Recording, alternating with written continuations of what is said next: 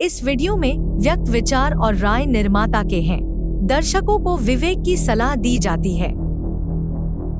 1990s में जब Indian stock market में हर्षद मेहता का स्कैम चल रहा था, वहीं दूसरी तरफ डी कंपनी अपने अंडरग्राउंड फिल्म प्रोडक्शन हाउस को बनाने में लगी हुई थी। हमारे पिछले एपिसोड भाई और बॉलीवुड में हमने आप लोगों को समझाने की कोशिश की कि किस तरह बॉलीवुड हाजी मस्तान और करीम लाला जैसों की लॉन्ड्री बन गई थी, जहां पैसा और इमेज दोनों की व्हाइट वॉशिंग की जा रही थी। और हमने ये भी जाना कि कैसे डी कंपनी ने बॉलीवुड में अपनी पकड़ मजबूत बनाई। हमारे आज के इस एपिसोड में हम बात करेंगे उस कैप्टन की जिसने बॉलीवुड को खून से रंगने का सिलसिला शुरू किया था। तो अगर आपने सब्सक्राइब कर लिया है, then just smash that like button and let's role.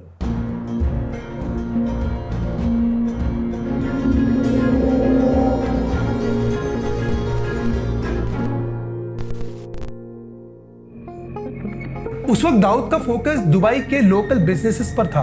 वो अपनी जड़ें इमेरातीज के साथ मजबूत करने की कोशिश में लगा हुआ था। अनीस इब्राहिम गोल्ड स्मगलिंग और एक्सटॉर्शन के काम को संभाल रहा था और बॉलीवुड का बिजनेस नूर कास्कर देखा करता था। इस बॉलीवुड के खेल में बड़ा ट्विस्ट तब आया जब छोटा राजन डी कंपनी के कुछ बड़े मेंबर्स को लेकर अलग हो गया। इस वजह से डी कंपनी के कोर टीम के रैंक्स में बड़े बदलाव देखे गए। जो कंपनी छोड़ चुके थे उनकी जगह कंपनी के दूसरे मेंबर्स को दी गई।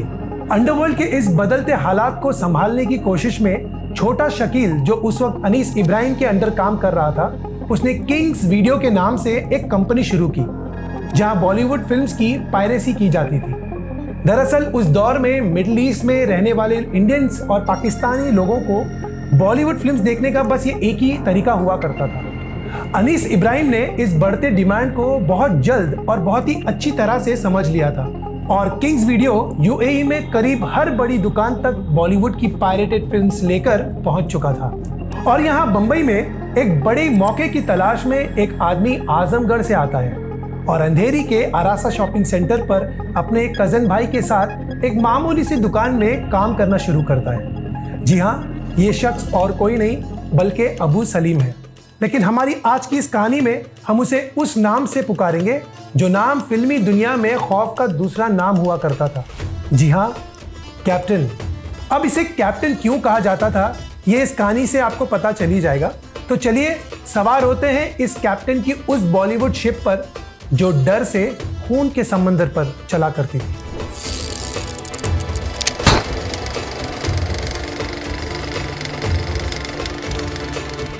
इस एपिसोड में हमारा फोकस कैप्टन की बॉलीवुड से जुड़े किस्सों पर ही होगा।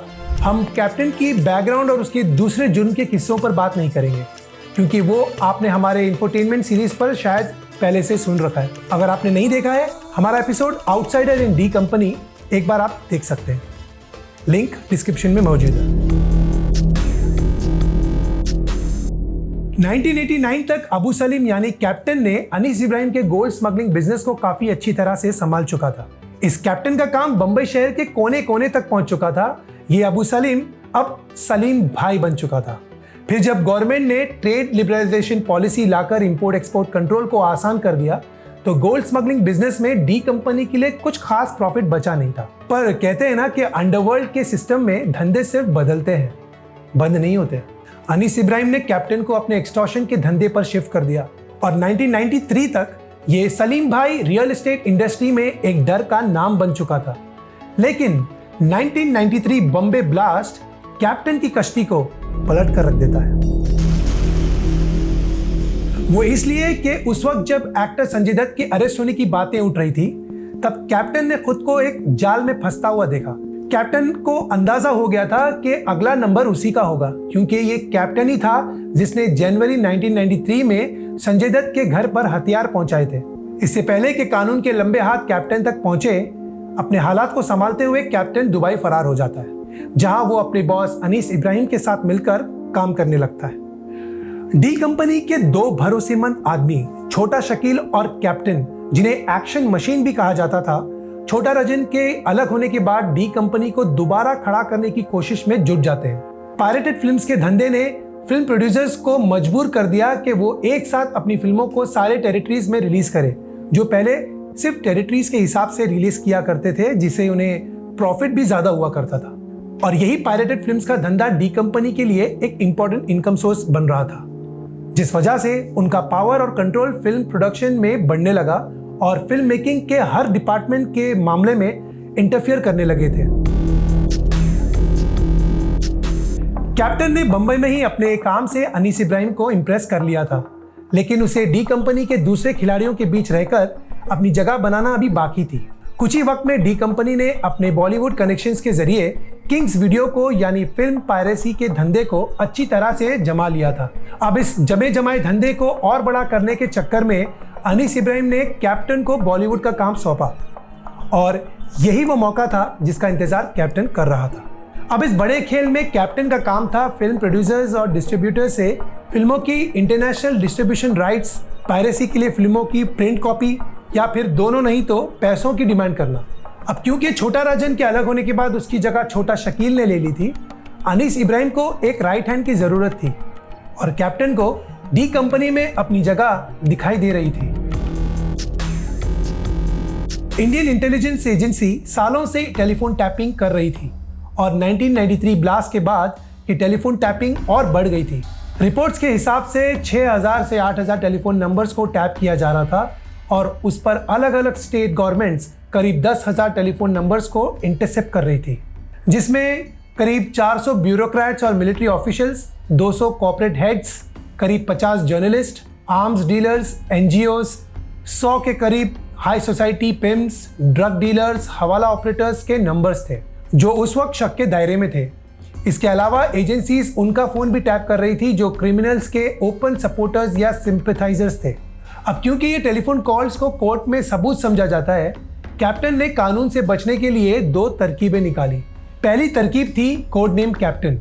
बॉलीवुड में कैप्टन वो नाम बन गया जिससे प्रोड्यूसर्स अपने फोन की घंटी बजने पर ही डर जाते थे कि कहीं कैप्टन का कॉल ना आ गया हो। कैप्टन ने फिल्म इंडस्ट्री के कुछ लोगों को अपनी खबरी बनाया हुआ था, जिससे वो फिल्म प्रोड्यूसर्स, डिस्ट्रीब्यूटर्स और सुपरस्टार्स की इंफॉर्मेशन निकाला करता था और ये लोग बॉलीवुड में कैप्टन की आंख और कान हुआ करते थे। अपनी मतलब की इंफॉर्मेशन मिल जाने के बाद बंबई में कैप्टन के लोग कैप्टन की बताए गए शख्स को कॉल करते और कहते कि भाई का आदमी हो, और ये भाई का आदमी उस फिल्म प्रोड्यूसर्स को एक मोबाइल नंबर देता है जहां उन्हें कॉल करने को कहा जाता है और ये टारगेट जब उनको दिए गए नंबर पर कॉल करते हैं तो उनकी बात कैप्टन से होती है।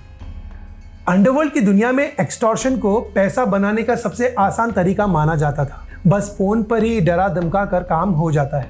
अंडरवर्ल्ड की भाषा में इसे दम देना कहते हैं। और अगर हाजी मस्तान की बात की जाए तो हाजी मस्तान का अप्रोच बॉलीवुड को लेकर काफ़ी अलग था। जहां मस्तान अपने काले धंधों को बॉलीवुड से धोया करता था, वहीं कैप्टन बॉलीवुड को ही दम देकर पैसे निचोड़ने की शुरुआत की। खेल पूरा उलट चुका था। कैप्टन की दूसरी तरकीब काफ़ी अजीब सी थी, जो अंडरवर्ल्ड में किसी भी गैंगस्टर ने कभी नहीं की होगी। शायद फिल्मों से ही इंस्पायर होकर कैप्टन ने एक कैरेक्टर को क्रिएट किया जिसका नाम उसने अरसलान मोहसिन रखा था। अरसलान का तरीका कैप्टन के तरीके से काफ़ी ऑपोजिट था। जहां कैप्टन एक खून का प्यासा और खतरनाक डॉन वाली इमेज रखा करता था जो गालियों के बगैर बात ही नहीं किया करता था, वहीं अरसलान एक सॉफ्ट स्पोकन, बहुत ही तमीज़ से प्रोड्यूसर से बात किया करता था। फिल्मी लोगों से बातचीत के दौरान ये अरसलान अक्सर कहता था कि उसे दूसरी लाइन पर कैप्टन का फ़ोन आ रहा है, जिससे अक्सर लोग डर जाया करते थे। कैप्टन को इस डुअल आइडेंटिटी के खेल में काफ़ी मज़ा आने लगा था। अब अंडरवर्ल्ड की पकड़ बॉलीवुड में काफी मजबूत बन गई थी। अंडरवर्ल्ड बॉलीवुड से सिर्फ पैसे ही नहीं कमा रहा था, बल्कि उसे एक तरीके से चला भी रहा था। स्ट्रगलिंग एक्टर्स, एक्ट्रेसेस जिन्हें हजारों ऑडिशंस देने पर भी काम नहीं मिलता था, अपने बॉलीवुड कॉन्टैक्ट से फिल्मों में रोल पाने लगे थे। गैंगस्टर्स के कहने पर प्रोड्यूसर डायरेक्टर्स को उनके कहे गए एक्टर्स के साथ काम करना ही पड़ता था। मोनिका बेदी, जो उस वक्त बॉलीवुड में स्ट्रगलिंग कर रही थी, इस अरसलान के कांटेक्ट में आती है और इनकी दोस्ती हो जाती है। अरसलान और मोनिका की दोस्ती एक लंबी और डिटेल स्टोरी है जिसे हम इस एपिसोड में डिस्कस नहीं कर पाएंगे, वरना कैप्टन की जर्नी को इस एपिसोड में कंप्लीट नहीं कर पाएंगे। बॉलीवुड में कुछ प्रोड्यूसर्स और डायरेक्टर्स ऐसे भी थे जो कैप्टन को अपनी मजबूरी बताकर पैसे देने से बचने की कोशिश किया करते थे, लेकिन बॉलीवुड में फैले कैप्टन की आंख और कान बने लोगों से कैप्टन को फिल्मी लोगों की फाइनेंशियल कंडीशंस और उनकी आने वाले प्रोजेक्ट्स की जानकारी मिल जाती थी। इस इंफॉर्मेशन से कैप्टन को एक बात समझ आ चुकी थी कि फिल्म की कहानी की तरह फिल्म के प्रोड्यूसर, डायरेक्टर और एक्टर्स की बातें भी झूठी होती हैं। ये कहते कुछ है और होता कुछ और ही है। अपने सोर्सेज से इनसाइड इंफॉर्मेशन मिल जाने के बाद कैप्टन उन्हें एक खतरनाक धमकी भरा कॉल किया करता था और उन्हें उनकी फाइनेंशियल डिटेल्स के बारे में बताता था कि ये फलाना फलाना तुम्हारा फाइनेंसर है और तुम्हारे इतने इतने पैसे यहाँ पर हैं और तुम्हारे फिल्म के ओवरसीज राइट्स के पैसे तुम्हें इतने मिले हैं और अगले महीने तुम इस एक्टर के साथ पिक्चर बनाने वाले हो। और फिर कहता था कि उसे हल्के में लेने की कीमत उन्हें अपनी जान से चुकानी पड़ सकती है। अपनी फाइनेंशियल इंफॉर्मेशन कैप्टन से सुनकर वो लोग समझ जाते थे कि कैप्टन उन पर करीबी नज़र रखता है और पैसे दे दिया करते थे। और जो लोग नहीं समझते थे उनको कैप्टन का एक्शन मैसेज मिल जाता था। और इसी तरह सारा बॉलीवुड उस वक्त कैप्टन की जेब में हुआ करता था, ऐसा उसे लगता था। कुछ ही वक्त में डी कंपनी के पायरेटेड फिल्म्स की डिमांड बढ़ने लगी। लोग अब नई फिल्म्स की डिमांड करने लगे थे। डी कंपनी ने इस बढ़ते डिमांड का फायदा उठाने का सोचा, इसलिए वो अब फिल्म डिस्ट्रीब्यूशन बिजनेस के खेल में भी उतरना चाहते थे। कहते हैं कि बेईमानी का धंधा चलाने भी ईमानदारी का सहारा लेना पड़ता है। डी कंपनी अपने शेल कंपनी के जरिए बॉलीवुड फिल्म की डिस्ट्रीब्यूशन राइट्स हासिल करना चाहती थी। इस खेल को समझने के लिए पहले फिल्म डिस्ट्रीब्यूशन टेरिटरीज को समझते हैं। 1930 से ही फिल्म प्रोड्यूसर्स और डिस्ट्रीब्यूटर्स ने प्रॉपर प्लानिंग और स्ट्रेटजीज से फिल्म डिस्ट्रीब्यूशन को टेरिटरीज में बांट दिया था ताकि ज़्यादा प्रॉफिट हो सके। उन्होंने 6 टेरिटरीज बनाई और फिर इन टेरिटरीज को 11 सर्किट्स में डिवाइड कर दिया। ये तरीका प्रोड्यूसर्स और डिस्ट्रीब्यूटर्स के लिए एक तराजू की तरह काम करता था कि कौन सी फिल्म कहाँ और किस टेरिटरी में ज़्यादा पैसे कमाएगी। और इस तरह प्रोड्यूसर्स अपनी फिल्म की राइट्स को टेरिटरी के हिसाब से बेचा करते थे। Bombay circuit, eastern circuit, Delhi UP circuit, CPCI Rajasthan circuit, Punjab circuit, south circuit. अब इन सारे सर्किट्स में बम्बई और दिल्ली मैक्सिमम अर्निंग सर्किट्स माने जाते थे। आपको डिटेल इंफॉर्मेशन डिस्क्रिप्शन में दिए गए लिंक से मिल जाएगी। अब कैप्टन को बॉलीवुड में एक नेगोशिएटर की तलाश थी जो डी कंपनी के लिए फ्रंट प्रोड्यूसर का काम करे। कैप्टन की तलाश खत्म होती है डायरेक्टर सूरज प्रकाश के बेटे बॉबी आनंद पर। डायरेक्टर सूरज प्रकाश ने जब जब फूल खिले और आमने सामने जैसी कई सुपरहिट फिल्में बनाई हैं। उनके बेटे बॉबी आनंद के पास फिल्म के ट्रेलर बनाने की एक यूनिक स्किल थी, जिस वजह से कई प्रोड्यूसर्स अपने आने वाली फिल्मों की ट्रेलर्स बॉबी से बनवाते थे। इस तरह बॉबी आनंद की पहचान फिल्म सर्कल में प्रोड्यूसर डायरेक्टर के बजाय बॉबी ट्रेलर बन गई थी। बॉबी ने बुलंदी और रावण राज जैसी फिल्में बनाई थी जो बॉक्स ऑफिस पर कुछ खास कर नहीं पाई, लेकिन मिड 1993 में बॉबी ट्रेलर ने बड़ी बैनर की फिल्मों की राइट्स लेने शुरू कर दिए थे। नेशनल टेरिटरीज जैसे मुंबई, राजस्थान के साथ साथ ओवरसीज राइट्स यानी इंटरनेशनल राइट्स भी। साल 1995 में जब बम्बई मुंबई बन रही थी, बॉलीवुड में कैप्टन का नाम खौफ का दूसरा नाम बन चुका था। देखते ही देखते बॉबी ट्रेलर का बड़े बड़े प्रोडक्शन हाउसेज में आना जाना हो गया। फिल्म स्टार्स अपनी एडवांस डेट्स खाली रखा करते थे ताकि बॉबी के साथ अपनी अगली फिल्म कर सके, वो भी बिना एडवांस पेमेंट के। और जो सुपरस्टार इस बॉबी ट्रेलर को कॉपरेट नहीं करता या उसे टाला करता था, उस सुपरस्टार को कैप्टन का कॉल आ जाता था।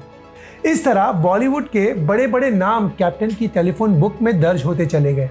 और ये स्टार्स जब भी फॉरेन लोकेशन पर शूटिंग के लिए जाते तो दुबई में इनके स्टॉप्स हुआ करते थे। अब हम और आप समझ सकते हैं कि क्यों। फिल्म फ्रेटर्निटी ने उस दौर में एक नया ट्रेंड देखा। पायरेसी की वजह से बॉक्स ऑफिस पर बैक टू बैक फिल्में पिटने के बावजूद भी बॉलीवुड में हर दिन एक नया प्रोडक्शन हाउस खुलने लगा था। मतलब अगर किसी मोहल्ले में एक साबुन की दुकान पर बार बार दुकानदार का नुकसान हो रहा हो, फिर भी उस मोहल्ले में अगर हर दिन एक नई साबुन की दुकान खुल रही हो, तो लोग तो सवाल करेंगे ही ना कि आखिर क्या माजरा है। ऐसा ही कुछ हो रहा था उस फिल्मी दुनिया में भी। पायरेसी की वजह से पब्लिक ने थिएटर जाना ऑलमोस्ट बंद ही कर दिया था। फिल्म डिस्ट्रीब्यूटर्स बैंकरप्ट होने लगे और प्रोड्यूसर्स ने वीडियो पायरेसी से जैसे समझौता कर लिया था। बड़े बैनर की फिल्में फ्लॉप होने लगी और डिस्ट्रीब्यूटर्स छोटी छोटी बजट की फिल्मों के सारे अपना गुजारा कर रहे थे। जहां लम्हे जैसी बड़े बैनर की फिल्में फ्लॉप हो रही थी, वहीं फूल और कांटे जैसी फिल्म बॉक्स ऑफिस पर कमा रही थी। यहाँ एक बात समझने की जरूरत है, बड़े बैनर की फिल्में चाहे अच्छी हो या बुरी, हिट हो या फ्लॉप, वो इतनी कमाई तो कर ही लेती है कि कम से कम अपने लगाए हुए पैसे रिकवर कर ले। लेकिन डी कंपनी डबल एजेंट की तरह दोनों टीम से खेल रही थी। एक तरफ वो फिल्मों की पायरेसी करके बॉक्स ऑफिस को डैमेज कर रही थी और दूसरी तरफ मेजर सिटीज के फिल्म डिस्ट्रीब्यूशन राइट्स भी अपने फ्रंट प्रोड्यूसर्स के जरिए सस्ते दाम पर ले रही थी। इस वजह से कई प्रोड्यूसर्स के नाम न्यूज बन जाते थे। जो लोग एयर इंडिया में कार्गो लोडिंग का काम करते थे, गारमेंट्स और कपड़े बेचा करते थे, डायमंड मर्चेंट्स, सब के सब रातों रात प्रोड्यूसर्स बनने लगे बिना किसी फिल्म बैकग्राउंड या एक्सपीरियंस के। और जो प्रोड्यूसर बात नहीं मानता, उन्हें एक्शन मैसेज भेजा जाता था या फिर उन्हें रास्ते से हटा दिया जाता था ताकि दूसरों के लिए सबक बन सके। और फिर इसी तरह 1998 के आते आते कैप्टन की हिट लिस्ट में कई नाम दर्ज होते रहे, जैसे 1994 में जावेद रियाज सिद्दीकी, जुलाई 1994 में फिरोज खान, मार्च 1998 में मुकेश दुग्गल, जुलाई 1998 में सुभाष घाई, जुलाई 98 में राजीव राय और अगस्त 1997 में टी सीरीज के फाउंडर गुलशन कुमार का नाम भी कैप्टन की हिट लिस्ट में दर्ज हो जाता है। आप लोगों ने टी सीरीज के मालिक गुलशन कुमार के मर्डर की कहानी तो सुनी ही होगी, लेकिन हम आपको अपना वर्जन सुनाने की किसी दिन कोशिश जरूर करेंगे, शायद आपको कुछ एक्स्ट्रा इन्फॉर्मेशन मिल जाए। एनीवे, लौटते हैं हमारी कहानी की तरफ। गुलशन कुमार के मर्डर ने कैप्टन के डर को सही साबित कर दिया था। जो लोग अब तक कैप्टन को सीरियसली नहीं ले रहे थे, वो सब कैप्टन की मानने लगे। बॉलीवुड में चमक धमक की जगह डर और उदासी ने ले ली। इस शो बिजनेस का शो जैसे क्लाइमेक्स पर पहुंच चुका था। बॉलीवुड की बड़ी बड़ी फिल्मी पार्टीज नहीं के बराबर होने लगी। फिल्म ट्रेड मैगजीन्स में जो फुल पेज एड्स हुआ करते थे, वो गायब होने लगे। फिल्म स्टार्स और डायरेक्टर्स अपनी करोड़ों के चेक को राज रखने लगे। प्रोड्यूसर अपनी फिल्म की बजट को छुपाने भी लगे। जिस प्रोड्यूसर की फिल्म बॉक्स ऑफिस पर धमाल करती, उनकी मोबाइल की घंटी ज्यादा बजा करती थी। BMWs और पजेरोस जैसी गाड़ियां मारुति स्टीम से बदल चुकी थी, शायद बुलेट प्रूफ। मोबाइल पर बजने वाली हर घंटी पर शक हुआ करता था, क्योंकि डर अब सिर्फ अंडरवर्ल्ड का ही नहीं बल्कि पुलिस का भी था। क्योंकि पुलिस बॉलीवुड में अंडरवर्ल्ड कनेक्शंस की तलाश में थी कि कहीं से कोई लिंक मिल जाए। दुबई से कैप्टन मोबाइल फोन के जरिए लोगों से कांटेक्ट किया करता था, इसलिए लोग अपने मोबाइल नंबर्स हर कुछ हफ्तों में बदल दिया करते थे या अपने मोबाइल्स बंद रखा करते थे और इंडिया के बाहर देश में वक्त गुजारा करते थे। और जो सेलिब्रिटीज देश में थे, उन्हें पुलिस प्रोटेक्शन दी गई। इस डर का फायदा फिल्म इंडस्ट्री से जुड़े लोकल लड़के और स्पॉट बॉय जैसे लोग उठाया करते थे और पैसों की मांग करते थे। छोटा शकील, अबे छोटा शकील का छोटा भाई छोटा वकील। बॉलीवुड सेलिब्रिटीज जो हर वक्त मीडिया से घिरे हुए रहते थे, उन्होंने मीडिया से दूरी बना ली थी। सब अक्सर यही कहा करते थे कि उन्हें नजर में नहीं आना है। कैप्टन का फिल्म इंडस्ट्री में इन्फॉर्मर नेटवर्क बहुत ही बड़ा बन चुका था। जैसे फिल्म एक्टर्स, प्रोड्यूसर्स के अलावा एक्टर्स के सेक्रेटरीज भी हुआ करते थे। इस नेटवर्क के जरिए कैप्टन को लोगों की इंफॉर्मेशन जैसे नया mobile number, upcoming projects, shooting के लोकेशन, फिल्म के बजट के बारे में पता चल जाता था, वो भी 24 घंटों के अंदर। उस फिल्म इंडस्ट्री में एक ऐसा सिस्टम बन चुका था कि लोगों को ना चाहकर भी गैंगस्टर्स के लिए काम करना पड़ जाता था। लेकिन सवाल ये था कि कैसे कैप्टन ने दुबई में रहकर ही मुंबई में अपना एक स्ट्रॉन्ग होल्ड बना लिया। एक क्राइम ब्रांच ऑफिसर का कहना था कि कैप्टन के आदमी फिल्म इंडस्ट्री में अपने टारगेट्स पर करीबी नजर रखा करते थे। कैप्टन ने उत्तर प्रदेश के छोटे मोटे गुंडों को अपनी गैंग में शामिल कर रखा था और उन्हें 1 लाख रुपया सैलरी महीना दिया करता था। जब भी उसे किसी को एक्शन मैसेज भेजना होता या किसी को खत्म करना होता, तो कैप्टन का एक आदमी जो मुंबई में हुआ करता था, उत्तर प्रदेश के उस गैंग को कांटेक्ट करता और इस तरह उस गैंग को इंस्ट्रक्शन दिए जाते थे कि क्या, कब और कैसे करना है। काम खत्म हो जाने के बाद ये गैंग यूपी लौट जाता और मुंबई में मौजूद कैप्टन का आदमी दुबई निकल जाता। फिल्म इंडस्ट्री में शायद ही कोई ऐसा बचा हो जो कैप्टन से बचा रहा। प्रोड्यूसर डायरेक्टर्स अपने सेक्रेटरीज को स्ट्रिक्ट इंस्ट्रक्शन दे रखा था कि बिना कॉलर के पहचान के कोई भी इंफॉर्मेशन किसी को भी ना दिया जाए। मगर कैप्टन इस खेल का माहिर खिलाड़ी बन चुका था। जैसे ही कोई बड़े बैनर या बड़े बजट की फिल्म लॉन्च करता, उस प्रोड्यूसर को या तो कैप्टन का डायरेक्ट कॉल आ जाता या फिर उस डिस्ट्रीब्यूटर का कॉल आ जाता जिनके तार कैप्टन से जुड़े हैं, और मांग होती फिल्म के ओवरसीज राइट्स की। इन प्रोड्यूसर्स को कैप्टन के दिए गए ऑफर्स को एक्सेप्ट करना ही पड़ता था। इस खेल में ना खेने का अंजाम हम सब जानते हैं। इन प्रोड्यूसर्स को अपने जान और सुकून की कीमत चुकानी ही पड़ती थी।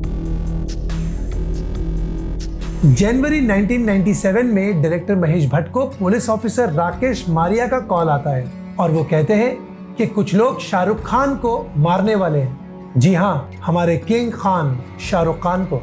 राकेश मारिया महेश भट्ट से शाहरुख खान का पता लगाने को कहते हैं और उन्हें कहा जाता है कि शाहरुख को अपने घर से बाहर निकलने से रोका जाए। उस वक्त महेश भट्ट शाहरुख खान के साथ फिल्म डुप्लीकेट बना रहे थे।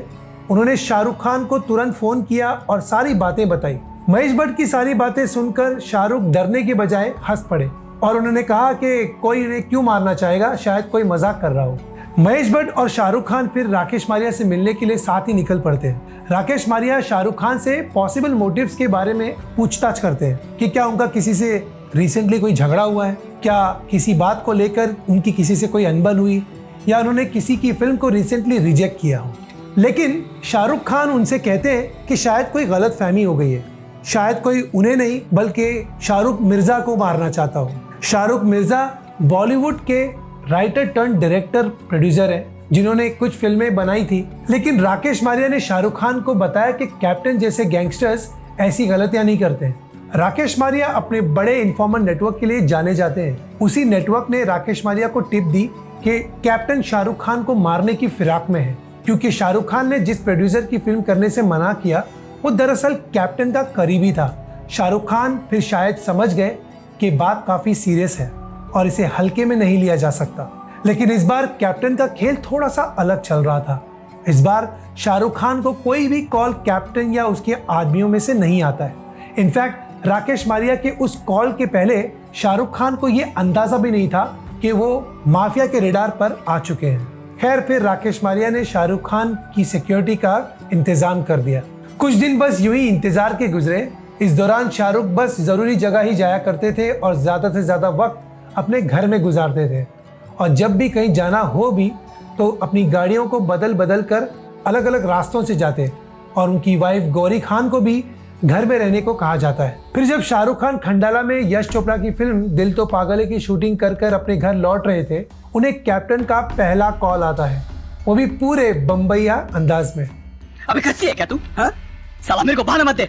शाहरुख को अंदाजा था कि ये कौन हो सकता है, क्योंकि उनके साथ इस तरह से कोई भी बात नहीं करता। शाहरुख ने उसे जवाब में इंग्लिश में एक और सवाल से दिया। कैप्टन ने फिर शाहरुख से बहुत ही बदतमीजी से कुछ बातें बोली। कहते हैं ना कि बेवकूफ़ों को जवाब खामोशी से देना चाहिए, और शाहरुख खान ने यही किया और कैप्टन को खामोशी से सुनते रहे। फिर जब कैप्टन का बड़बड़ाना खत्म हुआ तो शाहरुख खान ने जानबूझकर फिर से इंग्लिश में पोलाइटली पूछा कि वो उनसे क्यों नाराज है और आखिर बात क्या है। तो कैप्टन ने शाहरुख को बताया कि वो इसलिए उन पर गुस्सा है क्योंकि वो एक खुद मुसलमान होकर एक मुस्लिम प्रोड्यूसर के साथ काम करने से मना कर दिया, और कहा कि उन्हें अपनी कम्युनिटी के लोगों को सपोर्ट करना चाहिए। कैप्टन यहाँ कम्युनिटी वाला कार्ड प्ले कर रहा था, बजाय इसके कि वो शाहरुख को डरा धमका कर मनवाए जैसे वो यूजुअली करता है। शायद ये बात कैप्टन को पता नहीं थी कि बॉलीवुड इस हिंदू मुस्लिम वाले खेल से शुरू से ही दूर रहा है। कला की कोई सरहद नहीं होती और ना ही कोई धर्म होता है। इस बॉलीवुड में हिंदू, मुस्लिम, सिख, ईसाई सारे साथ मिलकर एक फिल्म बनाते हैं जिसे दुनिया के हर कोने में अलग अलग धर्म से जुड़े लोग अलग अलग भाषाओं में अपने परिवार के साथ एंजॉय करते हैं। और अगर बॉलीवुड की बात करें तो यहाँ सिर्फ एक ही चीज़ की इज्जत और कदर होती है, वो है बॉक्स ऑफिस। जी हाँ, यहाँ आप कितने हिट और कितने फ्लॉप हो ये देखा जाता है, जो इनडायरेक्टली पैसा ही होता है। The whole thing is that कि भैया सबसे बड़ा रुपया। हम सब जानते हैं कि शाहरुख खान कितने स्पॉन्टेनियस और हिलेरियस हैं और अपने कमबैक्स के लिए जाने भी जाते हैं। मीडिया के टेढ़े सवालों का बेहतरीन जवाब देकर पूछने वाले को खामोश भी कर देते हैं, जिससे उनकी थिंकिंग और इंटेलेक्ट का पता भी चलता है। How does it feel to be a supporting cast where the leading role is given to a car? कि कार सिर्फ कार है, कला हमारे पास है, इसलिए हम कलाकार हैं। आपने कहा पर्सनल लाइफ है और उसके बाद ट्विटर पे आके तो वो पर्सनल लाइफ तो मेरी पर्सनल लाइफ है ना, जो मर्जी करूं। मेरा ट्विटर मेरे बाप का ट्विटर है। तुझमें नाम लेने की तो हिम्मत हो नहीं रही उस स्टार की। सलमान खान हवा आंदे 250 ग्राम से। तो तुझे लगता है कि ये पूरी की पूरी सभा तेरे बाप की है? जो करना है तू कर बेटा। हाँ अब्बू बुढ़ा है ये। इतना तो मुझे भी मालूम है। मैं सिर्फ लगता जेंटल हूँ नहीं मैं। I've not come here to compete. I've come here to rule. और शाहरुख खान ने कैप्टन के साथ भी यही किया। इत्तेफाक से उस वक्त शाहरुख खान ने कुछ मुस्लिम डायरेक्टर्स के साथ भी फिल्में साइन की हुई थी जिनकी शूटिंग शुरू होने वाली थी। तो शाहरुख खान ने कैप्टन से कहा कि वो अब्बास मस्तान, अजीज मिर्जा, मंसूर खान और महेश भट्ट की फिल्में साइन की है और वो उसकी शूटिंग बहुत ही जल्द शुरू करने वाले हैं। महेश भट्ट का नाम सुनकर कैप्टन ने पूछा, ये महेश भट्ट कैसे मुस्लिम हो गया? अब यहाँ पे शाहरुख खान की इंटेलेक्ट का पता चलता है। वो कहते हैं ना कि if you can not convince someone, confuse them. अगर आप किसी को मना नहीं सकते तो उन्हें उलझा दो, क्योंकि एक कंफ्यूज इंसान अपनी सोचने की ताकत को खो देता है और आपकी बातों पर भरोसा भी करने लगता है। शेर आगे चला, उसके पीछे इनके पिताजी जो बहुत बड़े शिकारी हैं, बहुत बड़े। उनके पीछे आपकी माँ, वो भी बहुत बड़ी शिकारी है, बहुत बड़ी। उसके पीछे शेर कहाँ से आया? शेर तो आगे चल रहा था, आपकी माँ के पीछे शेर कैसे आया? मैं क्या बेवकूफ हूँ? पापा जी वो क्या है कि वो लोग गोल घूम रहे थे। गोल? गोल समझ गया। तो शाहरुख खान ने कैप्टन के साथ ऐसे ही किया। उन्होंने कैप्टन को कंफ्यूज कर दिया। दरअसल महेश भट्ट की मदर शीरी मोहम्मद अली, जो अपने जमाने की एक मशहूर एक्ट्रेस रही हैं, एक मुस्लिम औरत थी जिन्होंने नाना भाई भट्ट, एक गुजराती हिंदू से शादी की थी। उनकी बहन थी मेहरबानो मोहम्मद अली, जो इंडियन फिल्म इंडस्ट्री में पूर्णिमा के नाम से जानी जाती थी। उनकी पहली शादी शौकत हाशमी से हुई थी, जो एक्टर इमरान हाशमी के दादा हैं। तो देखा आपने कनेक्शन? वो क्या है कि मैं कंफ्यूज हो गया हूँ। ऐसे ही हो गया था कैप्टन भी। शाहरुख की बातें सुनकर कैप्टन कंफ्यूज हो गया और शाहरुख खान की बातों में लॉजिक ढूंढने लगा। और कैप्टन ने शाहरुख खान से फिर कहा कि ठीक है, मैं तुम्हें मारूंगा नहीं, मगर मैंने तुम्हारे बारे में लोगों से सुना है कि तुम्हारे अंदर बहुत ही घमंड और अकड़ है, लेकिन मुझे तुम बहुत ही सीधे साधे आदमी लगे। फिक्र मत करो, मैं तुम्हें मारूंगा नहीं और पुलिस की भी तुम्हें कोई ज़रूरत नहीं है। खैर, अब कैप्टन जैसे गैंगस्टर्स की ज़बान पे तो भरोसा किया नहीं जा सकता, राइट? तो पुलिस ने भी यही किया और शाहरुख खान को 24 घंटे की सिक्योरिटी दी गई। ओकेशनली कैप्टन की बातचीत फोन पर शाहरुख खान से होने लगी। कैप्टन की कोशिश रहती थी कि वो शाहरुख से दूसरे एक्टर्स और डायरेक्टर्स की इंफॉर्मेशन निकाले, लेकिन पुलिस ऑफिसर राकेश मारिया ने शाहरुख खान को पहले ही समझा दिया था कि उन्हें क्या करना है और क्या नहीं। उन्होंने शाहरुख से कहा था कि हमेशा पोलाइट अंदाज में बातचीत करना, कोई भी इंफॉर्मेशन ना उन्हें लेनी है और ना ही उसे देनी है। तो इसीलिए शाहरुख हमेशा अपनी स्मार्टनेस से कैप्टन को सिर्फ घुमाया करते थे। कैप्टन कभी कभी शाहरुख खान को दिखाने की कोशिश करता कि उसका नेटवर्क कितना स्ट्रांग और रिलायबल है, तो इसलिए वो हमेशा शाहरुख को बताया करता था कि वो उनकी हर मोमेंट पर नज़र रखता है, कि वो कौन सी फिल्म की शूटिंग कर रहे हैं, किसके साथ बैठे हुए हैं, उनका सिक्योरिटी गार्ड कहाँ खड़ा हुआ है। और फिर अक्सर पुलिस का मजाक भी उड़ाया करता था कि इस तरह से उन्होंने पुलिस की प्रोटेक्शन दी है शाहरुख को। ऐसी बातचीत के दौरान एक बार कैप्टन शाहरुख खान को कुछ फिल्में साइन करने को कहता है, तो शाहरुख खान ने फिर से एक बार अपनी स्मार्टनेस से उसे घुमाया और कैप्टन को एक हीरोइक अंदाज से कहते हैं कि वो कभी कैप्टन को नहीं बताते कि वो किसे गोली मारे और किसे नहीं। ठीक उसी तरह कैप्टन को भी उन्हें नहीं बताना चाहिए कि कौन सी फिल्म करनी चाहिए और कौन सी नहीं। शाहरुख खान की बातों का असर शायद कैप्टन पे कुछ अलग ही छाप छोड़ रहा था।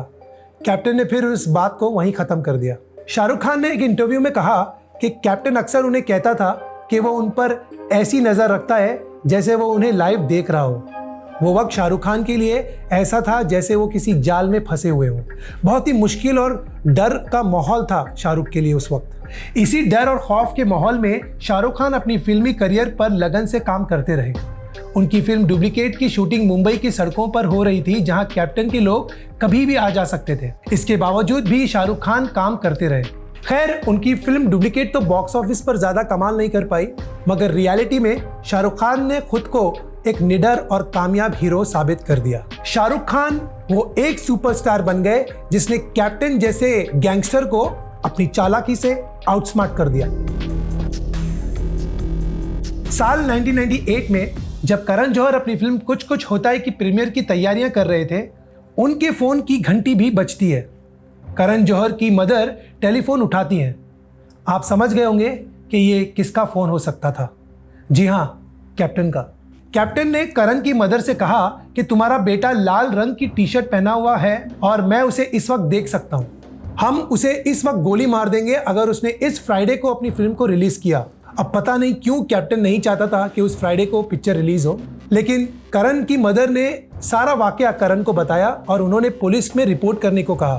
फिर करण के फादर यश जौहर, शाहरुख खान और आदित्य चोपड़ा ने पुलिस को सारी बातें बताई और फिर पुलिस ने उनकी प्रोटेक्शन की अरेंजमेंट्स की।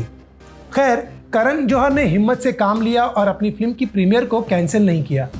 पुलिस ने उन्हें सिक्योरिटी की वजह से एक छोटे से कमरे में रखा था और पूरा बॉलीवुड इस प्रीमियर के लिए मौजूद था, लेकिन करण जौहर को एक छोटे से मॉनिटर रूम में सारे अपडेट्स दिए जा रहे थे उनके असिस्टेंट्स के द्वारा। इस प्रीमियर के खत्म होते ही उसी रात पुलिस के कहने पर करण जौहर अपने पेरेंट्स के साथ लंदन चले जाते हैं, लेकिन उनकी फिल्म उसी फ्राइडे 16 अक्टूबर 1998 को रिलीज हो जाती है, जो कैप्टन नहीं चाहता था। लंदन में करण जौहर अपने पेरेंट्स के साथ एक रेंटेड अपार्टमेंट में रहते थे। उन्होंने वहीं एक लोकल थिएटर में अपनी फिल्म देखी। हालात कुछ ऐसे हो गए थे कि करण की मदर डर की वजह से चाहती थी कि उनकी ये फिल्म फ्लॉप हो जाए ताकि अंडरवर्ल्ड का पीछा छूट सके। धर्मा प्रोडक्शंस की बात करें तो इसे करण के फादर यश जौहर ने 1979 में बनाया था। इस प्रोडक्शन हाउस ने 1980 की फिल्म दोस्ताना के बाद कोई भी हिट फिल्में नहीं दी थी। उनकी सारी फिल्में फ्लॉप हो रही थी। अब ये फिल्म कुछ कुछ होता है का हिट होना धर्मा प्रोडक्शंस के लिए बहुत ही ज़रूरी हो गया था। फिर करण को लंदन में आदित्य चोपड़ा का कॉल आता है और वो उन्हें बताते हैं कि उनकी फिल्म ब्लॉकबस्टर बन चुकी है और फिर वहां से शुरू होता है धर्मा प्रोडक्शंस की हिट्स का सिलसिला। जब से कैप्टन इंडिया से दुबई फरार हुआ था, तब से वो अनीस इब्राहिम का दाहिना हाथ बनकर बस अनीस इब्राहिम के लिए डी कंपनी की तिजोरियां भरने का काम कर रहा था और बदले में उसे वो नहीं मिला जिसे वो चाह रहा था। उसे शायद लगा कि वो अनीस इब्राहिम का राइट हैंड बनकर ज्यादा पावरफुल और इंडिपेंडेंट हो जाएगा और जब कैप्टन की गर्दन पर कानून का फंदा कस रहा था तो उसके बॉस अनीस ने उसे बचाने की कोई कोशिश नहीं की। दरअसल इंडियन गवर्नमेंट अपने डिप्लोमेटिक चैनल्स के जरिए यूएई गवर्नमेंट पर अपना प्रेशर बना रही थी कि वो कैप्टन को उनके हवाले कर दे गुलशन कुमार के किलिंग के केस में, और इसलिए एक एक्स्ट्राडिशन ट्रीटी भी साइन किया जाता है यूएई और इंडियन गवर्नमेंट्स के बीच, क्योंकि इससे पहले वो दाऊद इब्राहिम को एक्स्ट्राडाइट करने में नाकाम रहे थे और इसी ट्रीटी ने मुंबई पुलिस की फाइट अगेंस्ट ऑर्गेनाइज्ड क्राइम वाले जज्बे को हिम्मत दी, क्योंकि इस तरह की कोई भी ट्रीटी 1994 में मौजूद ही नहीं थी। मगर इस बार पुलिस कॉन्फिडेंट थी कि वो कैप्टन को कानून और इंसाफ से बचकर भागने नहीं देंगे। अब जब दुबई गवर्नमेंट अपने वीजा रिकॉर्ड्स को छानती है कि कितने इंडियन रेसिडेंशियल वीजा पर दुबई में रह रहे हैं, तो उन्हें कोई भी अबू सलीम अंसारी नाम से यानी कैप्टन के नाम का कोई भी शख्स नहीं मिलता और फिर दुबई गवर्नमेंट ये कह देती है कि इस नाम का कोई भी वहां नहीं है। उनके जवाब ने इंडियन ब्यूरोक्रेट्स और पुलिस को मजबूर कर दिया कि वो कैप्टन की और डिटेल इंफॉर्मेशन दुबई गवर्नमेंट को प्रोवाइड करे। मुंबई पुलिस उसका क्रिमिनल प्रोफाइल, उसकी फोटोग्राफ्स और उसके फिंगरप्रिंट्स दुबई गवर्नमेंट को भेज देती है। फिर दुबई के शोरता यानी पुलिस को डेरा रेसिडेंट अकील अहमद आजमी नामी एक इंडियन की डिटेल मिलती है जो दिए गए डिटेल से मैच कर जाती है। दुबई पुलिस इस आजमी को यानी कैप्टन को दुबई में डिटेन कर लेती है और उसे दूसरे क्रिमिनल्स के साथ में जेल में बंद कर देती है। लेकिन कैप्टन को इस बात का बुरा लगता है कि उसे आम क्रिमिनल्स की तरह ट्रीट किया जा रहा है, जबकि वो खुद को एक बड़ा डॉन समझता था। कैप्टन को दाऊद की पावर और कनेक्शंस का अंदाजा अच्छी तरह से था कि अगर दाऊद चाहे तो उसे जेल से आजाद करवा सकता है और उसके भाई अनीस इब्राहिम का राइट हैंड होने के लिहाज से कैप्टन को लगा कि उसे जल्द ही छुड़वा भी लिया जाएगा। लेकिन दिन हफ्ते और हफ्ते महीने बनते चले गए, मगर डी कंपनी से कोई भी मदद कैप्टन को नहीं मिलती है और उस पर कैप्टन को यह भी पता चलता है कि उसकी बीवी समीरा पर पैसों की तंगी हो रही है और उसे डी कंपनी कोई भी हेल्प भी नहीं कर रही। बॉलीवुड का कैप्टन दुबई के पिंजरे में खुद को बेबस और लाचार महसूस कर रहा था। वहीं दूसरी तरफ इंडियन गवर्नमेंट की कैप्टन को लाने की कोशिशें दम तोड़ने की कगार पर आ चुकी थी और फिर दुबई कोर्ट में लखनऊ के अकील अहमद आजमी को एक्स्ट्राडाइट यानी इंडिया के हवाले करने के केस में इंडियन गवर्नमेंट केस हार जाती है, जो कि एक चौंका देने वाला फैसला था। कैप्टन अपने दुबई वाले घर लौट आता है, मगर एक नए प्लान के साथ। दुबई जेल में उसे एहसास हो गया था कि किसी प्रॉब्लम या मुसीबत के वक्त वो अनीस इब्राहिम पर भरोसा नहीं कर सकता, और इसलिए कैप्टन फिर डी कंपनी के धंधों में ज़्यादा इन्वॉल्व नहीं हुआ, क्योंकि वो डी कंपनी और अनीस इब्राहिम के लिए अब काम नहीं करना चाहता था।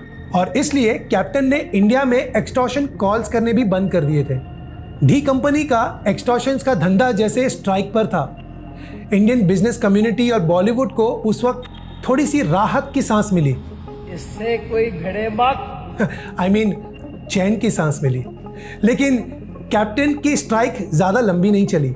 कैप्टन ने खुद के लिए काम करने का सोचा, और ये समझकर कि उसे अनीस इब्राहिम की नहीं बल्कि डी कंपनी को उसकी ज़रूरत है। लेकिन जुर्म की दुनिया में दोस्त कब दुश्मन और दुश्मन कब दोस्त बन जाए, ये कभी कहा नहीं जा सकता। कैप्टन के इरादों की खबर जल्दी अनीस इब्राहिम को मिल जाती है। अनीस अपनी गैंग के साथ कैप्टन के जुमेरा वाले घर पहुंच जाता है। खैर, अनीस को वहाँ कैप्टन तो नहीं मिलता, लेकिन उसे वहाँ कैप्टन की बीवी समीरा मिल जाती है। अनीस उस पर काफ़ी गुस्से से चिल्लाकर बात करता है, जिससे वो डर कर काँप उठती है और फिर धमकी देकर वहाँ से चला जाता है। जब ये बात दाऊद को पता चलती है तो दाऊद समीरा को कॉल करता है ताकि वो पूरा किस्सा सुन सके। समीरा दाऊद को उसके भाई अनीस इब्राहिम की हरकतों के बारे में बताती है। दाऊद समीरा की सारी बातें सुनने के बाद अपने भाई अनीस की तरफ से समीरा को समझाता है और फिर उसे वादा करता है कि दोबारा कोई उसे परेशान करने नहीं आएगा। उस वक्त तक दाऊद अपना बेस कराची में शिफ्ट कर चुका था और दुबई सिर्फ काम के सिलसिले में ही आया जाया करता था। दाऊद दुबई में अपने भाई अनीस और कैप्टन के बीच सुलह कराने के लिए पहुंचता है। अब क्योंकि ये दोनों दाऊद की कही हुई बात को टाल नहीं सकते थे, किसी तरह सुलह हो जाती है, उन्हें करनी पड़ती है। मगर कहते हैं ना कि टूटे हुए कांच को अगर जोड़ भी दो, उसकी दरारें रह जाती हैं। कुछ ऐसा ही हाल था अनीस और कैप्टन के रिश्ते का भी। उस वाक़े के बाद अनीस कैप्टन को अवॉइड किया करता था, और कैप्टन जो पहले खुद को अलग करने की फिराक में था, वो समझ गया था कि अब उसे आगे बढ़ जाना चाहिए, क्योंकि इंडियन गवर्नमेंट भी उसके पीछे लगी हुई थी। वो एक साथ दोनों प्रॉब्लम्स को डील नहीं कर सकता था। फिर 1998 में कैप्टन ने दुबई छोड़ने का इरादा किया। कैप्टन ने पहले अपनी बीवी समीरा को शिफ्ट किया ताकि दोबारा अनीस इब्राहिम उसे तंग ना करे। मगर सवाल था कहाँ? पाकिस्तान की बात करें तो कैप्टन एक बार दाऊद के भाई मुस्तकिम की शादी में कराची जा चुका था और वो वहाँ दाऊद की पकड़ देख चुका था। तो पाकिस्तान जाना कैप्टन के लिए वैसा ही था जैसे खुद को डी कंपनी के हवाले कर देना। और दाऊद का नेटवर्क पायरेसी वीडियोस और दूसरे धंधों की वजह से तकरीबन सारे गल्फ कंट्रीज में फैला हुआ था। तो कैप्टन मिडल ईस्ट के सारे देशों को अपनी पनाहगाह यानी शेल्टर नहीं बना सकता था। इस डी कंपनी के नेटवर्क को समझने के बाद कैप्टन के लिए यूएस के अलावा कोई और ऑप्शन नहीं बचा था। उसे लगा कि अनीस इब्राहिम उसे वहां टच नहीं कर पाएगा। कैप्टन ने फिर एटलांटा जॉर्जिया में अपना एक बेस बनाया और हैदराबाद में अपने कॉन्टैक्ट के जरिए अपनी बीवी समीरा और खुद के लिए नए आइडेंटिटीज और पासपोर्ट बनाकर उसी साल 1998 में दुबई छोड़ दिया। और छोटा राजन की तरह कैप्टन भी डी कंपनी का एक राइवल डॉन बन गया और खुद के नाम से एक्सटॉर्शन के धंधे को फिर से शुरू किया। ये कुछ नाम हैं जिन्हें या तो कैप्टन का एक्शन मैसेज मिला या फिर उसकी गोली। कैप्टन की हिट लिस्ट, आप इसे पॉज कर पढ़ सकते हैं। डी कंपनी की बैकिंग ना होने की वजह से कैप्टन की कश्ती खुद के समंदर में ज्यादा दिन चल नहीं पाई और कानून के सैलाब में डूब जाती है। इंडिया और पुर्तगाल का एक लंबा इतिहास रहा है, मगर भारत और पुर्तगाल के बीच रिश्ते सुधर रहे थे और ये इंडियन गवर्नमेंट के लिए ज्यादा फायदेमंद साबित होता है, क्योंकि इंडिया अपने एक मोस्ट वांटेड क्रिमिनल को पकड़ने में कामयाब हो जाती है। वैसे तो कैप्टन पर कई नॉन बेलेबल वारंट्स पहले से ही थे और इंटरपोल के जरिए उस पर एक रेड कॉर्नर नोटिस भी इशू करवा रखा था, और इसी रेड कॉर्नर नोटिस के बेसिस पर इंटरपोल 20 सितंबर 2002 को कैप्टन के सैटेलाइट फोन को जीपीएस की मदद से ट्रैक कर लेती है और लिस्बन में पोर्चुगीज पुलिस कैप्टन और फिल्म एक्ट्रेस मोनिका बेदी को, जो उस वक्त कैप्टन के साथ मौजूद थी, अरेस्ट कर लेती है। इंटरपोल से जब यह खबर इंडियन एजेंसी को मिलती है तो इंडियन गवर्नमेंट से उमर अब्दुल्ला, जो उस वक्त मिनिस्टर ऑफ एक्सटर्नल अफेयर्स की पोस्ट पर थे, वो दिसंबर 2002 में पोर्चुगाल को कैप्टन की एक्स्ट्रेडिशन की अर्जी भेजते हैं, जिसमें वो बताते हैं कि कैप्टन 9 क्रिमिनल केसेस में इंडिया में वांटेड है और कुछ सबूत, पुलिस के साइंड एफिडेविट्स और सपोर्टिंग डॉक्यूमेंट्स भी पोर्चुगीज गवर्नमेंट को भेज देते हैं। पोर्चुगीज गवर्नमेंट कैप्टन के एक्स्ट्रेडिशन के केस में कुछ कंडीशन सामने रखती है। वो कहती है कि कैप्टन को मौत की सजा नहीं दी जाएगी, उसे 25 साल से ज्यादा की सजा नहीं दी जाएगी जो पोर्चुगाल के हिसाब से उम्र कैद होती है, और सिर्फ वही चार्जेस पर केस चलाया जाएगा जो एक्सट्रेडिशन केस में लिखा जाएगा। अगर इंडियन गवर्नमेंट इन शर्तों को एक्सेप्ट करती है तो वो एक्सट्रेडिशन की प्रोसेस को आगे बढ़ाएंगे। जवाब में इंडियन गवर्नमेंट एक नोटिफिकेशन इशू करती है अंडर एक्सट्रेडिशन एक्ट सेक्शन 3 1962 जो पोर्चुगाल पर उसी वक्त इमीडिएट इफेक्ट से लागू हो जाती है, और उसके साथ साथ गवर्नमेंट ऑफ इंडिया एक सोलमन सोवरेन एश्योरेंस भी पोर्चुगाल को देती है, यानी एक लिखा हुआ आश्वासन देती है उस वक्त के deputy prime minister Shri LK Advani के जरिए कि वो ये गारंटी देते हैं कि अगर पोर्चुगाल कैप्टन को इंडिया के हवाले करती है तो वो अपेलेंट यानी कैप्टन को डेथ पेनल्टी की सजा नहीं सुनाएगी। आखिर में अश्योरेंस में ये भी लिखा गया था कि code of criminal procedure section 432 और 433 ऑफ 1973 के हिसाब से भारतीय सरकार 14 साल से ज्यादा उम्र कैद की सजा नहीं दे सकती। ये कानून और अधिकार पोर्चुगाल को बताया गया ताकि उन्हें भरोसा दिलाया जा सके कि भारत में ऐसे प्रोविजंस भी हैं जो ये इंश्योर करता है कि लिखे गए कमिटमेंट को पूरा किया जाए। पोर्चुगल मिनिस्ट्री ऑफ जस्टिस 28 मार्च 2003 के ऑर्डर में कैप्टन के एक्सट्रेडिशन को अंडर सेक्शन 120B के साथ सेक्शन 302 और ताड़ा सेक्शन 3 को अप्रूव कर देती है, लेकिन पोर्चुगाल इन सारे सेक्शंस पर एक्सट्रेडाइट करने से मना कर देती है। आप इसे पॉज कर पढ़ सकते हैं। और फिर मई 2003 में लिस्बन में इंडियन एम्बेसडर अपनी तरफ से एक एश्योरेंस देते हैं कि कैप्टन के खिलाफ इन चार्जेस के अलावा नए चार्जेस पर मुकदमा नहीं चलाया जाएगा, जिसके लिए उसका एक्सट्रेडिशन की मांग की गई है, और उसे इंडिया से किसी और देश भी ट्रांसफर नहीं करेंगे।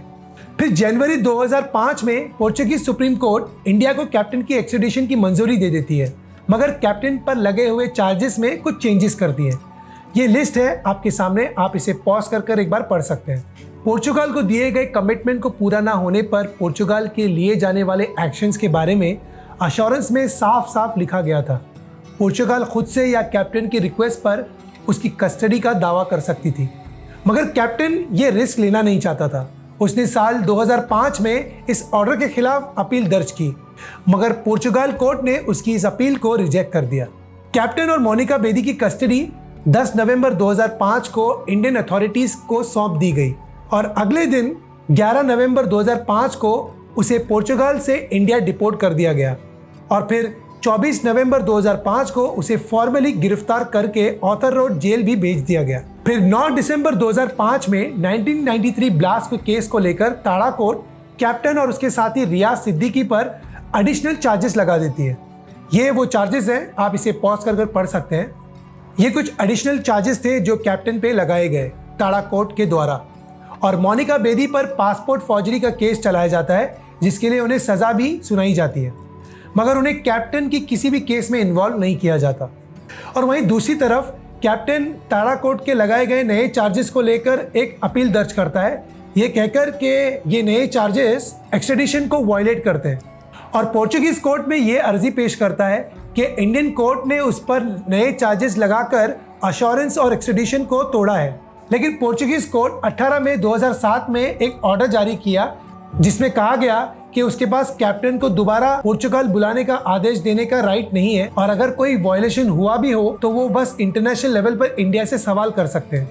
मगर कैप्टन पोर्चुगाल के सुप्रीम कोर्ट में अपील करता है, और 18 दिसंबर 2007 में पोर्चुगाल के सुप्रीम कोर्ट लिस्बन कोर्ट को ऑर्डर करता है कि वो मामले को इन्वेस्टिगेट करे कि क्या कोई प्रिंसिपल ऑफ स्पेशलिटी का ब्रीच हुआ है या नहीं, और अगर कोई वायलेशन साबित होता है तो लिस्बन कोर्ट एक्सट्रेडिशन के ऑथराइजेशन को टर्मिनेशन डिक्लेयर करे, जिसे कैप्टन का इंडिया में होना इलीगल माना जाएगा। लेकिन लिस्बन कोर्ट इंडिया के सुप्रीम कोर्ट के फैसले का इंतजार करते हुए अपने फैसले को पोस्टपोन कर देती है, और वहीं इंडियन कोर्ट शुरुआत में पोर्चुगाल को टालने की पूरी कोशिश करती है, मगर मैटर के सीरियसनेस को देखकर यूनियन ऑफ इंडिया एक एफिडेविट फाइल करता है, ये कहते हुए कि अपने एश्योरेंस को वो ऑनर करेगी, यानी पूरा करेगी। लेकिन Portugal supreme court Indian agency को कहती है कि वो एक वक्त मुकर्रर करे ताकि ये कभी ना खत्म होने वाला एक सिलसिला ना बन जाए।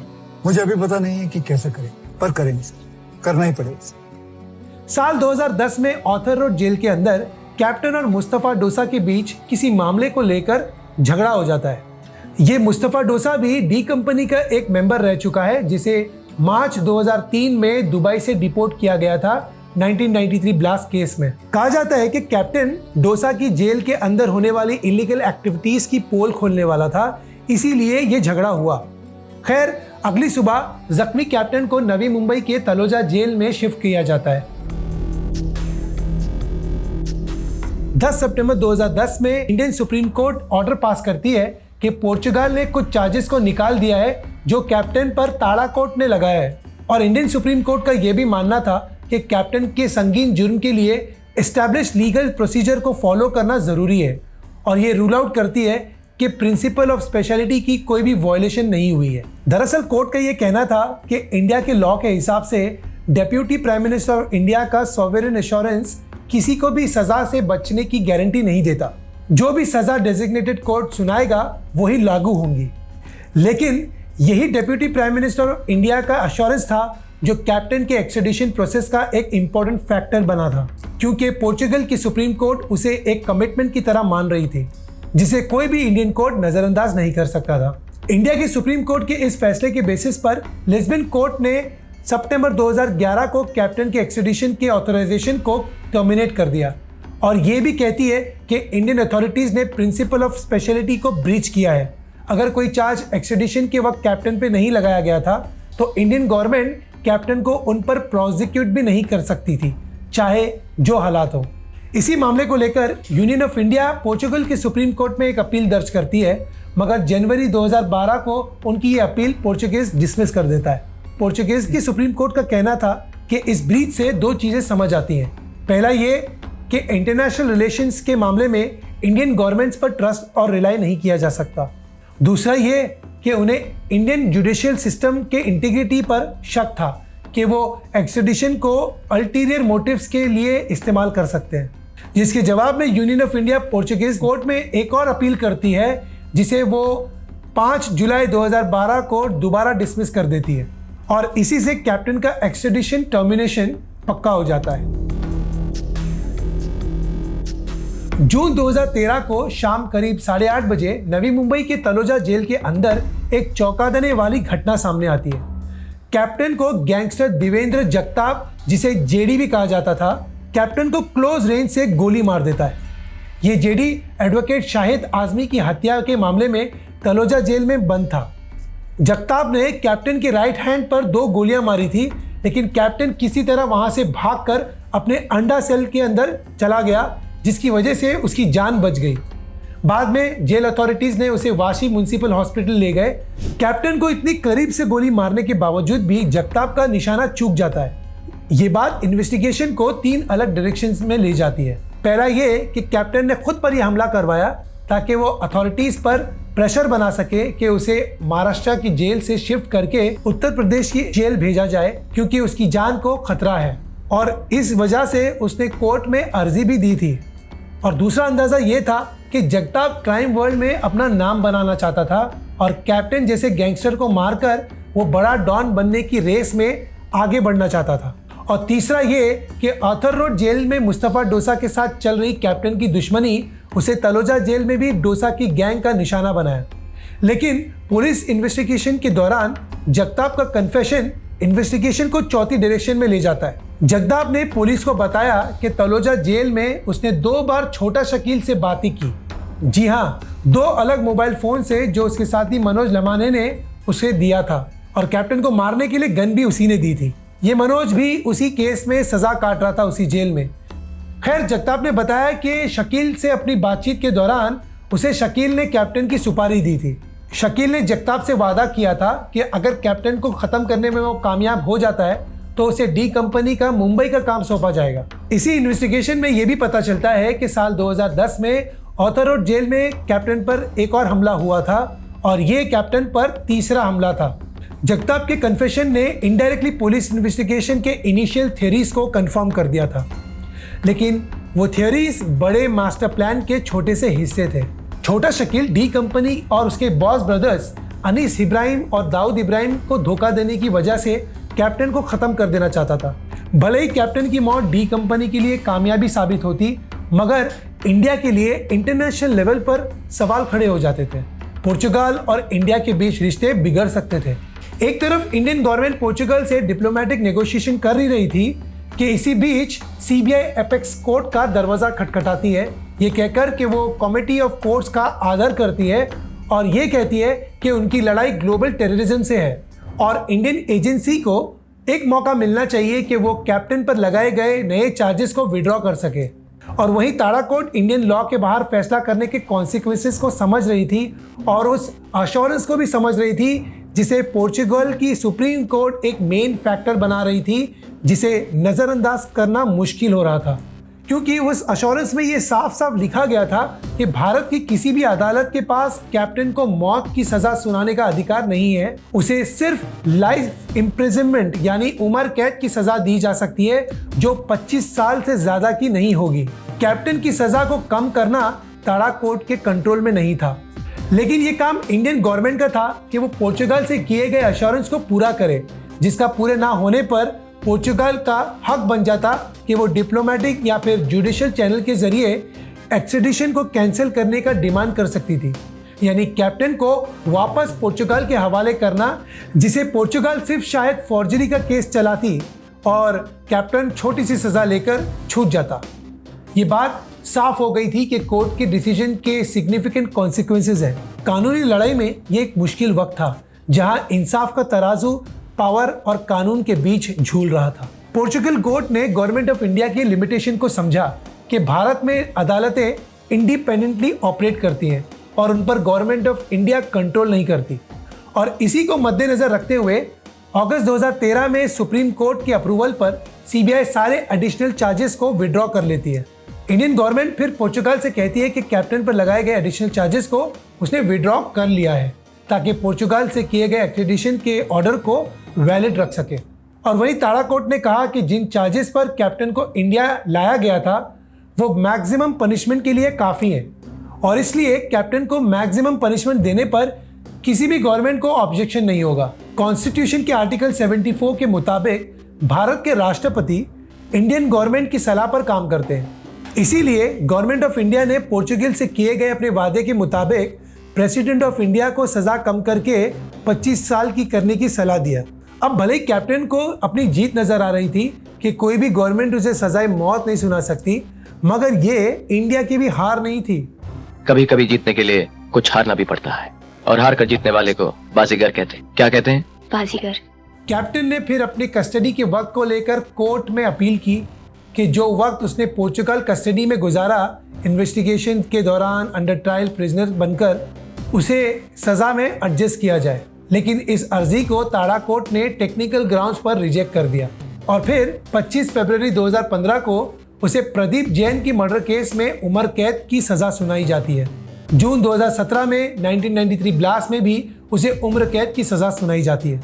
जून 2018 को दिल्ली कोर्ट उसे दिल्ली के एक बिजनेसमैन अशोक गुप्ता के एक्सटॉर्शन के केस में 7 साल की सजा सुनाती है, और ताड़ा कोर्ट अपने फैसले को कंक्लूड करते हुए कहती है कि कैप्टन का डिटेंशन अक्टूबर 2005 से शुरू होता है और पोर्चुगल को दिए हुए अश्योरेंस 25 साल पूरे होने के बाद ही लागू होता है। इंडियन गवर्नमेंट फिर प्रेसिडेंट ऑफ इंडिया को अपने पावर्स को इस्तेमाल करने का एडवाइस करेगी। इसका मतलब ये होगा कि कोर्ट कानून के हिसाब से सजा सुनाएगी और इंडियन गवर्नमेंट की ड्यूटी होगी कि वो सजा को पोर्चुगीज के दिए हुए अश्योरेंस के हिसाब से मॉडिफाई करे, और नेशनल कमिटमेंट के टर्म्स पर कैप्टन को नवंबर 2030 में दोबारा पोर्चुगल के हवाले कर दिया जाएगा और शायद कैप्टन वहां से आजाद भी हो जाए। कैप्टन के बारे में कहा जाता है कि वो एक ऐसा अरबपति गैंगस्टर है जिसकी कैश और प्रॉपर्टी की वैल्यूएशन 55 बिलियन से ज्यादा बताई जाती है। सोर्सेस का तो ये भी कहना है कि कैप्टन का बॉलीवुड और हवाला रैकेट में कम से कम 30 अरब से ज्यादा का इन्वेस्टमेंट है। साल 2001 में जब लगान और गदर बॉक्स ऑफिस पर ब्लॉकबस्टर बन रहे थे, वहीं दूसरी तरफ बॉलीवुड के लिए भी एक हिस्टोरिकल ईयर बन रहा था, क्योंकि ये बॉलीवुड एक अंडरग्राउंड बिजनेस से इंडियन फिल्म इंडस्ट्री बन रही थी। जी हाँ, इंडियन गवर्नमेंट ने आखिरकार बॉलीवुड को इंडस्ट्री का स्टेटस दे ही दिया, और इस वजह से स्टेट की पॉलिसीज में कुछ मॉडिफिकेशन किया गया ताकि बैंक्स फिल्मों को फाइनेंस और इंश्योरेंस दे सके। इस बदलाव ने प्रोड्यूसर्स और फिल्म मेकर्स को एनकरेज किया कि वो अंडरवर्ल्ड के डर्टी मनी से अपनी फिल्मों को दागदार ना बनाए। जो प्रोड्यूसर्स 1990s के दौर में अपनी फंडिंग और अर्निंग्स को छुपाया करते थे, वो अब मजबूर हो गए थे कि अपने रजिस्टर्स को वाइट रखे ताकि मामला लीगल रहे। फिल्म फाइनेंसर भरत शाह के अरेस्ट और चोरी चोरी चुपके चुपके की कंट्रोवर्सी के बाद अथॉरिटीज और स्ट्रिक्ट बन गई थी फाइनेंसेस और फंडिंग को लेकर, जिसका नतीजा ये हुआ कि आज कोई भी अपनी फिल्म के फाइनेंस और कमाई को लेकर झिझकता नहीं है और शौक से डिक्लेयर करता है कि उनकी फिल्म ने 100 करोड़, 500 करोड़ या 1000 करोड़ का बिजनेस किया है। तो इस तरह बॉलीवुड अंडरवर्ल्ड के पंजों से बचकर आज एक studio control corporate finance industry बन गई और Walt Disney, 20th century Fox और वायाकॉम जैसी अमेरिकन स्टूडियोज भी इंडियन फिल्म इंडस्ट्री में अपना हिस्सा बनाने की रेस में भाग रही हैं। इसी बीच कैप्टन सिर्फ एक नाम बन गया जो बॉलीवुड की यादों में कहीं खो गया, लेकिन इस खेल के पुराने खिलाड़ी कैप्टन के मुंबई जेल में मौजूदगी से अलर्ट रहते हैं, ये शक में कि शायद अगर वो आज़ाद हो गया तो दोबारा सब दोहराएगा। इस एपिसोड में हमने कैप्टन की बॉलीवुड से जुड़ी क्राइम के बारे में बात की है जो बॉलीवुड के आतंक का एक बड़ा हिस्सा था, लेकिन इस अंडरवर्ल्ड बॉलीवुड की कहानी का एक और हिस्सा अभी बाकी है। जी हाँ, जब छोटा शकील ने बॉलीवुड में अपने कदम जमाए थे। क्या आपको लगता है कि अंडरवर्ल्ड बॉलीवुड से अभी भी जुड़ा हुआ है? हमें कमेंट करके बताइए। हो सकता है कि आपके फीडबैक से अगला एपिसोड और भी इंटरेस्टिंग बन जाए। हमारा नेक्स्ट पार्ट बहुत ही जल्द आने वाला है एक दिलचस्प कहानी के साथ। But you don't forget to smash that like button and desaturate the subscribe button, यानी सब्सक्राइब करो यार। Take care.